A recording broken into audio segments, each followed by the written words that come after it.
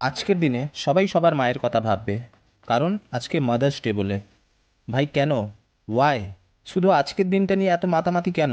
কারণ আজকে mother's day বলে? শুধু আজকেই কেন সবাই সবার মাদের photo Insta, WhatsApp, YouTube, Facebook সব জায়গায় স্টোরিতে লাগাচ্ছে, ভিডিও বানাচ্ছে?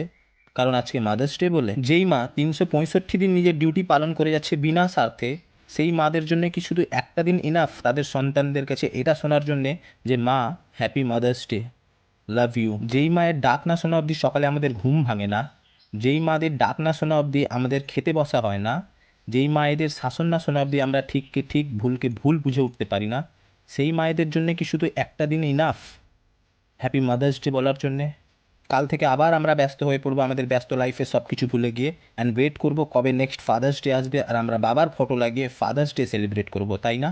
জানি না এই ভিডিওটা কতজন দেখবে বা কতজন দেখছে, বাট আমি এইটুকু বলতে পারি, অর্ধেক মানুষ এখনও নিজের মায়েদেরকে হ্যাপি মাদার্স ডে উইশই করে না। আর আমার মনে হয় তারাই ঠিক করেছে, কারণ মা is not important only for one day. মা প্রতিদিন ইম্পর্টেন্ট, প্রতিটা সকাল ইম্পর্টেন্ট, প্রতিটা রাতে ইম্পর্টেন্ট। জানি না এই ভিডিওটা দেখার পর কতজনের ভালো লাগবে, কতজনের খারাপ লাগবে, বাট কাউকে হার্ট করাটা আমার ইন্টেনশন ছিল না।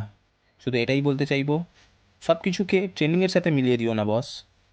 আই উইশ তোমাদের সবার মায়েরা ভালো থাকুক, সুস্থ থাকুক, and happy mother's day to all kind mother's.